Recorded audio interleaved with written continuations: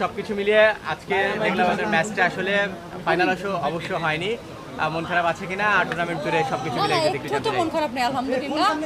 আমাদের প্রথম ছিল যে আমরা এটাকে ম্যাচটাকে টোটালি খুব ফ্রেন্ডলি ভাবে খেলবো, একদম লিগ্যাল ওয়েতে খেলবো, একদম অনেস্ট ওয়েতে খেলবো এবং 100% এনজয় করবো এবং আপনাদেরকে বিনোদন দেবো। আই থিঙ্ক আমরা সেটা পেরেছি। সালমান, তোমার কি মনে হয়? হ্যাঁ, মানে এফোর্ট ছিল আমাদের, বাট আমরা সবসময় চেয়েছি যে খেলাটা যেন এত সিরিয়াস না হয়ে যায় যে সেটা আমাদের সম্পর্কের উপরে মানে প্রভাব ফেলে। না আমাদের কারোর সাথে সবার, সম্পর্ক কোনো বাট আমরা খেলাটাকে সিরিয়াসলি খেলেছি, বাট সেটা আমাদের কিছু জায়গা থেকে আমরা অবশ্যই আমরা সচেতন ছিলাম যে যাই হোক আফটার অল এটা ফ্রেন্ডলি গেম। টুর্নামেন্ট জুড়ে আপনাদের টিমটা খুব দারুণ পারফরমেন্স করেছে সবার জায়গা থেকে, হাইলাইটেড পুরো একটা টিম। আমরা এন্টারটেইনও করেছি, আমরা পারফরমেন্স দেওয়ার চেষ্টা করেছি আলহামদুলিল্লাহ। সহকরি যদি আপনাদের পারফরমেন্স নিয়ে একটু জিজ্ঞেস করি, আর ইউ হ্যাপি আপনাদের পারফরমেন্স নিয়ে? আমি তো আজকে বেশি হ্যাপি, কারণ এর আগে যতগুলো সালমান ম্যাচ খেলেছে ওর 6গুলো আমি বাউন্ডারিতে দেখতে পারিনি। হয়তো বাইরে থাকতাম, হয়তো এখানে থাকতাম সেখানে থাকতাম। তো আজকে আমাকে রাত্রেবেলা গত রাত্রে বলছে যে আমি তোমার জন্য 6 মারবো, তুমি আমার এই লাইফে এখন পর্যন্ত আমার 6 মারা দেখো নাই। আচ্ছা ঠিক আছে, মারলে মালুক না নাই, ওই গোনে করে 3টা 6 মারছে। যে কটা 6 কথা আমাকে বলছে সেই কটা 6ই মারছে। আর দুটো মারলে ম্যাচটা জিততে পারতাম। So proud. আরে it's okay, high scoring match ছিল আসলে। হাইয়েস্ট করতে তো হাফ সেঞ্চুরি বেশি করেছে। হ্যাঁ, সো আলহামদুলিল্লাহ, I am proud of you.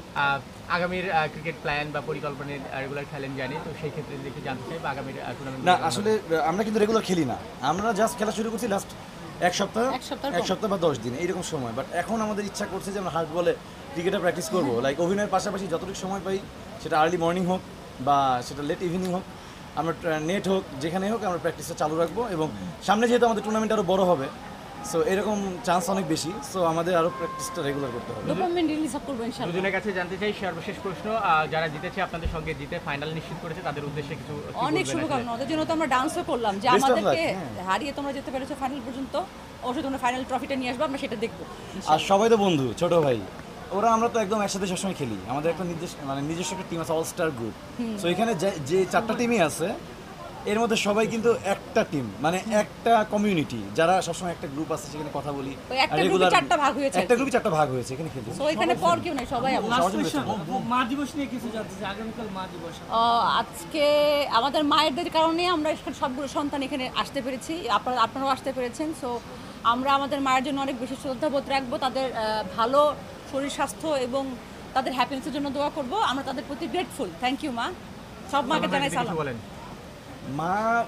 মা কি নিয়ে আসলে কি বলবো, মানে পুরোটা জুড়েই তো মা দিবস। স্পেসিফিক মা দিবসটা আমি আসলে মানে এইভাবে দেখি না। মার জন্য প্রত্যেকটা দিনই মার দিন। মা দিবস মানে স্পেসিফিক সেটা একটা উইশ করে দিলাম। থ্যাংক ইউ আম্মু, আমাদেরকে এত ভালোভাবে বড় করার জন্য, যেটা আমরা তোমাদেরকে প্রাউড ফিল করাতে পারছি। জানি না তোমরা প্রাউড ফিল করলে আমাদের জন্য আরো দোয়া করবে please. Thank you so much.